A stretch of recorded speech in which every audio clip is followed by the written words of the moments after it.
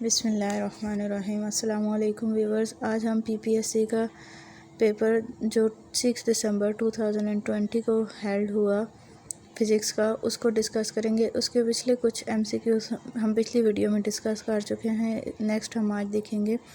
इसमें आज फर्स्ट हमारे पास है a floppy disk in a computer rotates from rest up to an angular speed of 31.4 radian per second in time जो है वो 0.892 सेकेंड है। What is the angular acceleration of the disk. तो एंगुलर एक्सेलरेशन आपने find करना है। Angular acceleration के लिए आपके पास फार्मूला होता है alpha is equal to R omega square. इसमें आप वैल्यूज़ पुट करेंगे बस, तो ये 35.20 रेडियन पर सेकेंड स्क्वायर आ जाएगा। नेक्स्ट है आपके पास the rest mass energy of an electron. तो ये आप सबको पता है रेस्ट मैस एनर्जी क्या है इलेक्ट्रॉन की, 0.511 मेगा इलेक्ट्रॉन वोल्ट। नेक्स्ट है आपके पास when 9 × 10⁻13 electrons are removed from a body which has a charge of 2.50 microcoulomb, what is the charge now. तो इसमें से जब चार्ज निकाल लिया जाएगा 2.50 माइक्रोकूलम में से इलेक्ट्रॉन 9 × 10⁻13, तो बाकी जो चार्ज बचेगा वो प्लस 16.9 माइक्रोकूलम। नेक्स्ट है आपके पास what temperature will be the resistance of a copper wire becomes 3 times its value at 0 degree Celsius. Temperature coefficient of resistance of copper is 4 × 10⁻³ तो इसमें आप देख सकते हैं आपके पास फार्मूला होता है R0 equals to RT minus R0 divided by alpha. Alpha इसमें कोफिशिएंट है और कोफिशिएंट ऑफ रेजिस्टेंस है और साथ टाइम है। तो आप साथ टेम्परेचर है। आपने टेम्परेचर कैलकुलेट करना है। टेम्परेचर को हम दूसरी साइड पे ले जाएंगे और RT जो है वो 3 times है। तो इसको जब हम लोग सॉल्व आउट करेंगे तो आपके पास रह जाएगा 2/अल्फ़ा, और अल्फ़ा की वैल्यू पुट करने से यहाँ पे 500 डिग्री सेल्सियस टेम्परेचर आ जाएगा। नेक्स्ट है आपके पास a block on the end of a spring is pulled to a position x is equal to a and released. आपके पास एक स्प्रिंग के साथ मैच था, उसको आपने स्ट्रेच किया तो वो पोजीशन ए पे चला गया। पोजीशन ए पे जाने के बाद वो दोबारा अपनी मीन पोजीशन पे आया, फिर अपनी एक्सट्रीम पोजीशन पे नेगेटिव साइड पे गया और फिर अपनी मीन पोजीशन पे आया। तो यहाँ पे इन्होंने पूछा हुआ है कि what is the distance, total distance कितना कवर हुआ है। तो डिस्टेंस यहाँ पे ए फिर ए और फिर ए, यानी 4 times इसने 4 टाइम ए कवर किया है। अगर यहाँ पे डिस्प्लेसमेंट की बात हो रही होती तो डिस्प्लेसमेंट यहाँ पे इसका 0 होता, क्योंकि वो अपनी मेन पोजीशन पे वापस आ गए। नेक्स्ट है आपके पास a car of mass 1000 kg was brought to rest on a level road by braking and 500 kilojoule of heat were produced. Find the speed of the vehicle just before the brakes were applied. तो इसके अंदर जो उसकी 1000 kilogram mess की एक car थी, वो जब रेस्ट पे आई है तो उसकी सारी की सारी एनर्जी जो है वो हीट एनर्जी में चेंज हो गई है, इसलिए उन्होंने लिखा है 5000 किलो जाउल। तो ये जो एनर्जी है ये इसकी काइनेटिक एनर्जी है। तो इसमें फार्मूला हम यूज़ कर सकते हैं kinetic energy is equal to half mv²। यहाँ से हम v की वैल्यू फाइंड कर लेंगे। v² को उसी साइड पे छोड़ के 2 को दूसरी साइड पे ले जाके मल्टीप्लाई करवा लेंगे और यहाँ से आपके पास v की वैल्यू आ जाएगी जो कि है 31.62। नेक्स्ट है आपके पास a truck of mass 750 kg moving at 30 km/h hits a stationary demonstrator of mass 1000 kg. The two vehicles moves together after the collision. What are their speeds? तो अब इसके अंदर क्या होगा, पहले एक ट्रक था जो किसी दूसरी व्हीकल के साथ स्ट्राइक किया जिसने, तो इसके अंदर हम यूज़ करेंगे law of conservation of momentum. m1v1 plus m2v2 equals to m1v1 prime plus m2v2 prime.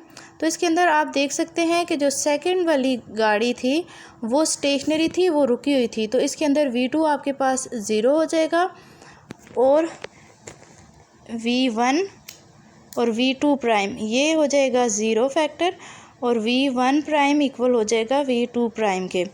तो यहाँ से आप इसके अंदर V1 और V2 कॉमन लेने के बाद यहाँ से आप इसकी वैल्यू कैलकुलेट कर सकते हैं, that is 12.85 kilometre per hour. इसके जो आंसर्स थे वो सारे के सारे किलोमीटर पर आवर्स में थे, तो इसलिए इसको मीटर पर आवर में करने की ज़रूरत नहीं है। नेक्स्ट है आपके पास equal charges Q1 and Q2, that is Q1 equals to Q2 separated by 2 metre. The force between them is F is equal to 9 newton. What is the charge? आपने चार्ज कैलकुलेट करना था, तो इसके अंदर हम कॉलम सिंपल कॉलम्स ला लगाएंगे। F is equal to 1/4 pi epsilon naught Q1 Q2 divided by R square. इसमें ऊपर गिवन है कि Q1 और Q2 दोनों सेम हैं, तो Q1 Q2 की बजाय हम सिर्फ एक Q लिखेंगे और Q का स्क्वायर हो जाएगा। तो हम इसे जब सिंप्लीफाइड करेंगे तो आपके पास आ जाएगा 63.00 माइक्रो कूलम। नेक्स्ट है आपके पास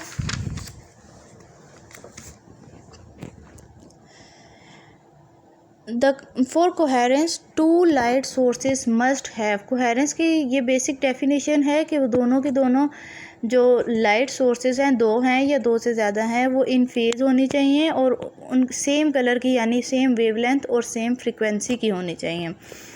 नेक्स्ट है आपके पास the temperature of a gas of initial volume V1 in a glass container is increased from T1, that is T1 200 Kelvin to T2 800 Kelvin. The new volume is V2. तो इसके अंदर आपने बताना है which is the correct equation. आपने इस को देखा जाए तो टेम्परेचर जो है वो T1 200 से T2 800 केल्विन तक गया है, तो इसका मतलब है ये 4 गुना बढ़ गया है। तो आपको पता है वॉल्यूम का और टेम्परेचर का डायरेक्ट रिलेशन होता है, तो इसलिए अगर आपका टेम्परेचर 4 गुना बढ़ा है तो वॉल्यूम भी 4 टाइम्स होना चाहिए। तो इसका मतलब है V2 equals to 4 times of V1। Next है आपके पास how many electrons can pass across section of wire in a time 1 hour when current is 1 ampere. जब करंट 1 एम्पियर का गुजर रहा हो तो उस टाइम पे आपने बताना है कि उसके अंदर से कितने इलेक्ट्रॉन्स पास कर सकते हैं क्रॉस सेक्शन के अंदर से। तो इसमें वैल्यूज़ पुट की हैं, I is equal to Q by T से Q is equal to NE होता है, ये आपके पास चार्ज ऑफ इलेक्ट्रॉन है। इसके अंदर N की वैल्यू आपने फाइंड करनी थी, N को यहीं पे छोड़ें और T और I को मल्टीप्लाई करवा लें, तो आपके पास यहाँ से सॉल्व आउट करने के बाद 2.2 इंटू एक्सपोनेंशियल पावर 22 बन गया है। नेक्स्ट है आपके पास the speed of sound is affected by changes in. आपको पता है स्पीड ऑफ साउंड जो है वो टेम्परेचर के साथ इफ़ेक्टेड होती है और टेम्परेचर का डायरेक्ट रिलेशन होता है साउंड के साथ। नेक्स्ट है आपके पास डायमंड के जो वैलेंस इलेक्ट्रॉन होते हैं वो 4 होते हैं, क्योंकि ये कार्बन से मिलके बना होता है, कार्बन की बेसिक एलोट्रोपी फॉर्म है। नेक्स्ट है A test car moves at a speed of 10 meter per second around a circular road of radius है 50 मीटर। Find its acceleration. एक्सेलरेशन के लिए आप यूज़ कर सकते थे alpha is equal to v square by r. इसमें वैल्यूज़ पुट करेंगे तो 2.0 मीटर पर सेकेंड स्क्वायर आ जाएगा। ये है इसका एंगुलर एक्सेलरेशन। नेक्स्ट है the pressure is 2.53 atmosphere. What is in its pascal, यानी आपने पास्कल्स में बताना था। तो आपको पता है 1 atmosphere is equal to 1 ATM is equal to 1.01 into exponential power 5, ये 10⁵ पास्कल के इक्वल होता है। तो इसको अगर इसके साथ मल्टीप्लाई करवाया जाए तो 2.53 इंटू 10⁵ पास्कल आता है। In monitoring body temperature the waves are use, तो इसके अंदर इंफ्रारेड वेव्स जो हैं वो यूज़ की जाती हैं। The area of a sphere of radius, तो किसी चीज़ का अगर रेडियस गिवन है दैट इज़ 35 सेंटीमीटर है, तो उसका आपने एरिया फाइंड करना है। तो एरिया के लिए आप फार्मूला लगाएंगे, तो एरिया के लिए आप फार्मूला यूज़ करेंगे 4 पाई r स्क्वायर। तो इसको सॉल्व आउट करने के बाद 1.22 मीटर स्क्वायर आ जाएगा। नेक्स्ट है आपके पास the time period T and acceleration of gravity g of a simple pendulum executing SHM यानी simple harmonic motion when the amplitude is small और related by relation जो है इसका T is inversely proportional to square root G। Next है आपके पास all nuclei have roughly the same densities, it is इसकी जो density है वो आपको याद रखनी पड़ेगी 2.3 into 10⁻17 kg/m³। A transformer has 50 turns in the primary coil and 250 turns in the secondary coil. If the primary voltage is 14 volts, what is the output voltage? यानी N1/V1 equals to N2/V2 को use करके आप V2 यहाँ से calculate कर सकते हैं। V2 equal हो जाएगा N2/N1 इन N2 इन यहाँ से आपके पास V2 की वैल्यू आ जाएगी N2V1 डिवाइडेड बाय N1। इसको सॉल्व करने से 70 वोल्ट्स आ जाएगी। तो मिलते हैं अपनी नेक्स्ट वीडियो में, तब तक के लिए अल्लाह हाफिज़।